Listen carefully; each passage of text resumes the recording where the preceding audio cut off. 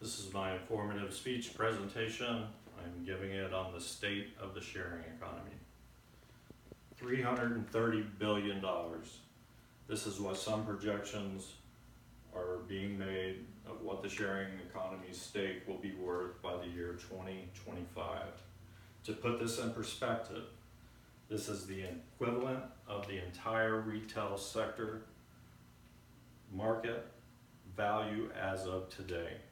Companies such as Uber, Airbnb, Couchsurfing, One Fine Stay, and yes, even NetJets and FlexJet if you need to book your own private jet. These sharing companies are here to disrupt the economy, and they are here to stay. Most young to middle-aged adults in modern countries have used some form of person-to-person services such as these. They have not given it much thought probably of what the impacts of these type of businesses are having on traditional economies. To say it is disrupting traditional economies is an understatement at best. We are in the midst of what some are calling the fourth industrial revolution. We are consumers that are also participating and providing in the same services we are consuming.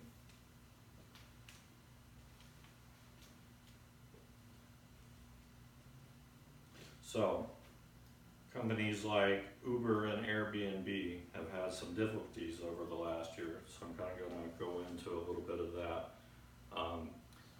So PR is kind of a big deal right now. These companies are really trying to recover from the foul-ups of the past year. There's been everything from accusations of racism to flat out just nasty behavior from drivers and owners of homes discriminating towards people. So, according to HuffPost 2018, but recent moves by Uber and Airbnb hint at a fuller kind of sharing. In letters to the Securities and Exchange Commission, these companies have asked for a rule change that would enable them to distribute stock to the drivers and property hosts who make their platforms possible, end quote. So, in essence, they are looking to become traded companies on the stock market, and if that happens, they would like to be able to offer drivers and hosts potential stocks as payment for services to their companies.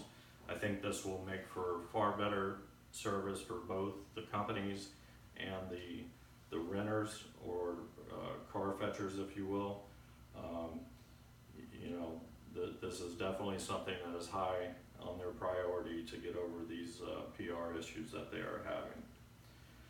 This would, in theory, make for a better experience for both the consumer of these services as well as the companies providing them. It'll make for a far better culture for the employees who choose to work for these companies.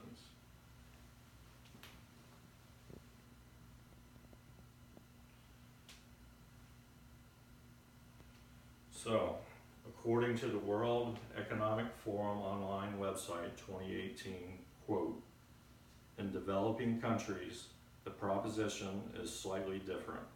Sharing or renting assets may not just enable consumers to save a few dollars, but they might also allow completely new access to those who couldn't previously afford it. So one thing I came upon in my research on this particular part of things in the third world country is access that these people have not previously had. So I came across this company, it's a sharing company called Hello Tractor.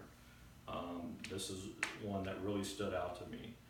So this will provide an entire community access to a tractor so that they can cultivate their lands and participate in growing crops for the entire communities.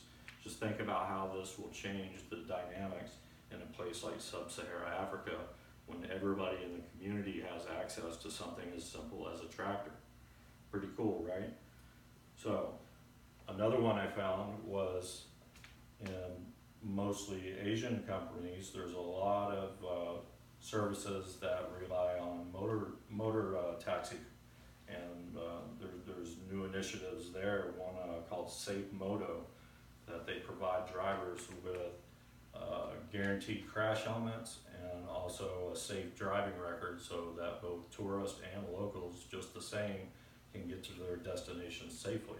That's been a huge problem in congested areas, especially like Indonesia and different places over in that part of the world. So as you can see, the state of the sharing economy is not just about disrupting the capitalist economy in the major cities of the world, but is also providing new opportunities to some of the world's poorest areas with the potential to change the world in a positive way.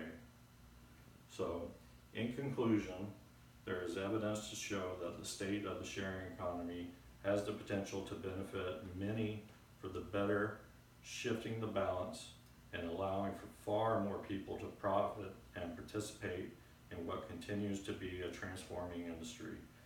It will also play a vital role in developing countries, as it will provide both access and opportunity to services not previously available in such places.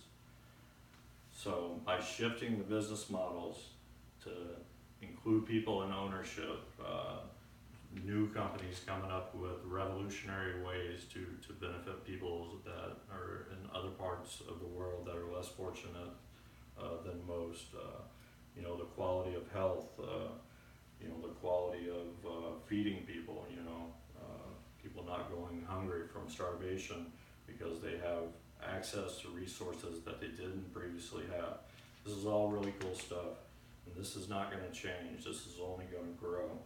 So I will end my speech with this question from Digital List Magazine 2018, quote, "Welcome to the sharing economy. Are you ready?" End quote.